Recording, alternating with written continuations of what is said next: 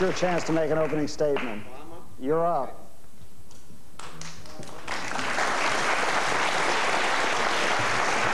I come to this forum with a bias. My parents were immigrants.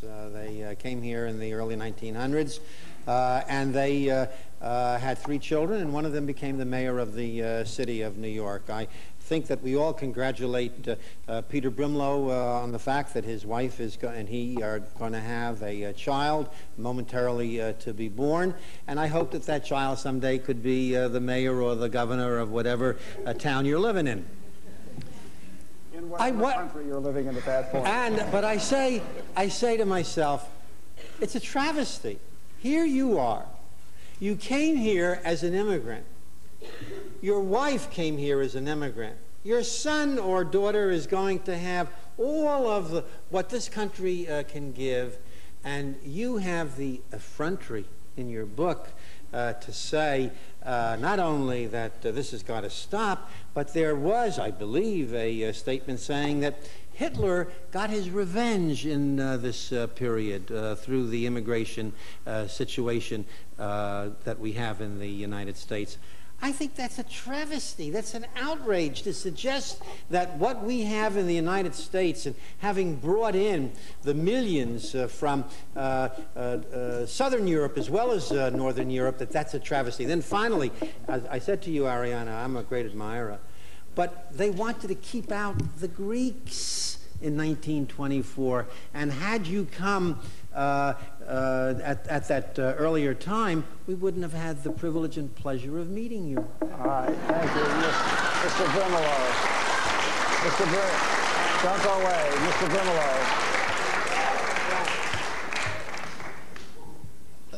Mr. Mayor, doesn't it occur to you that it's precisely because the immigrant inflow got so large in the 1900s, and politicians then would not respond to Americans' distress over the question, that the Americans became so overwrought that their cutoff was so ruthless that they were unable to allow Jews in? You know, as Ira said a moment ago, I want the American people to have whatever it is that they get their representatives to vote for. And if they're successful in ultimately cutting off immigration, which I hope will not be the case, I will be upset personally, but I won't denounce America in that Doesn't it occur sense. to you that, surely you recognize that the reason why I described the 1965 act as Hitler's revenge is because it's the hysteria, the anti-racist hysteria that prevails since then, as we see exemplified by Leon and Ira here. It's so great that we can't have a rational discussion on the question. But you see, Peter, when you say we can't have rational discussion, it is because you know that it's just unacceptable to take a position that the reason that you don't want our immigration law is that it's bringing in too many blacks, it's bringing in too many Hispanics, it's bringing in too many Asians. And in fact, that is the argument that you give, that these people will not be acculturated. They won't. They in fact will if you give them the opportunity. And a pause. And a pause. No, I don't think the pause has any. That pause is baloney. What I am saying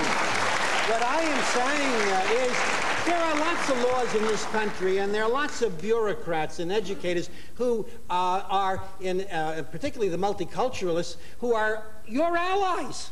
Because what they're doing to the excesses that they're engaged in are making it possible for people like you to go even further in your language. Don't you realize that it's because of the... And here is reprehensible. Don't you realize that under the workings of the 1965 Act, your grandparents couldn't have gotten here anyway because it has in fact choked off immigration from Eastern Europe?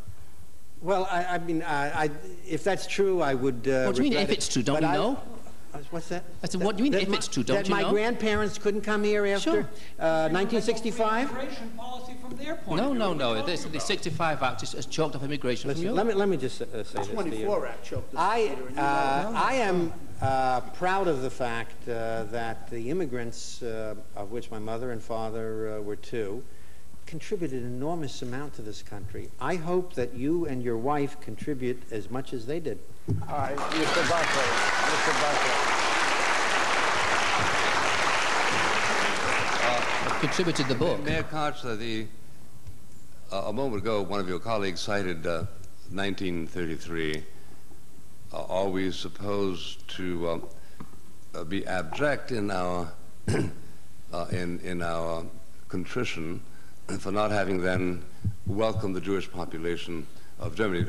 Two observations. Number one, nobody, including the Jewish population, knew what was in store for them. Number two, to attempt this kind of preemptive prophetic act commits America to doing things which I think even you would argue we can't do. Should we admit a million Rwandans tomorrow? Should we have admitted a million Cambodians after the bombing in 1970? This asks us to make exertions which are simply surrealistic. Let me take it one at a time. Firstly, I think you misspoke when you opened your presentation, because you said that the British and the Italians are more easily assimilated than Hispanics. You used the reference to the Italians. The Italians couldn't get in to the same extent as the Brits did until 1965. They were the lower classes along with everybody else who lived in southern Europe. Now, when you ask me about the policy vis-a-vis the Jews and the American public, I don't blame the American public. I blame FDR, because he knew and did not take the leadership. Not in 1933. I'm not talking about 1933. I am talking about in 1937, 38, and 40. And he did nothing. And for me, he will always live in purgatory. But that's another debate. Now,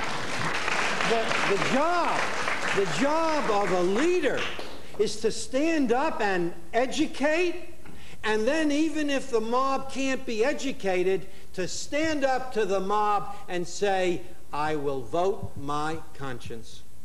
Now, with respect to the Rwandans, let me say, no, we can't take 1 million Rwandans, but I will say to you that we can take more than 1% of the world's refugees. It is shameful that the United States, which has a good immigration policy, has a terrible refugee policy. For this great country to stand aside, and whether it's the Rwandans or any one of 10 different nations that require that we reach out to them, to stand aside and to say we will only take 1% is an outrage. Thank you, Mr. Paz. Mr. Buckley. You've made your opening remark already, so that the opposition may interrogate you. Who wants the first crack? Oh, come on, don't all leap up at once.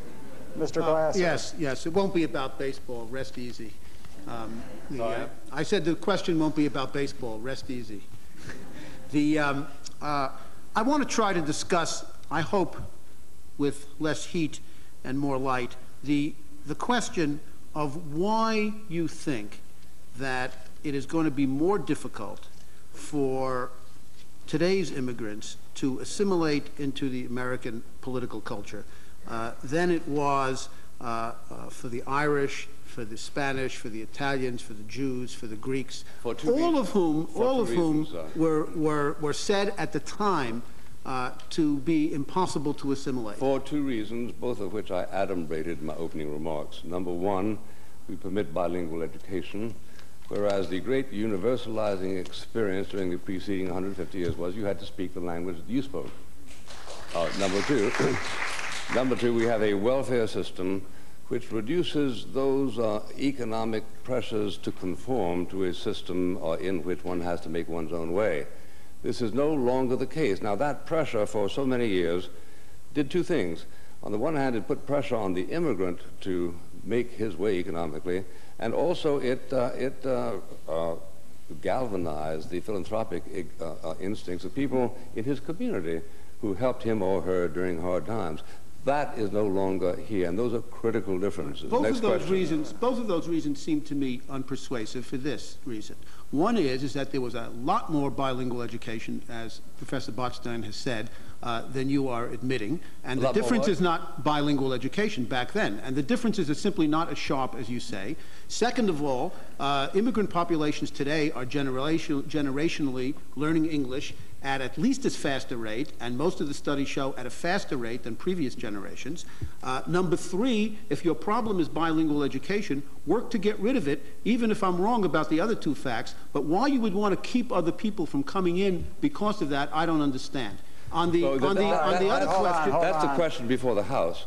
if you want to talk about antecedent questions, I'll go back to... Well, you're the one who's raising them. All right, Mr. Koch. I'll go back to the Garden of Eden. The fact of the matter is that we, under the existing situation... There was a very bad immigration quota Sir. on the Garden of Eden.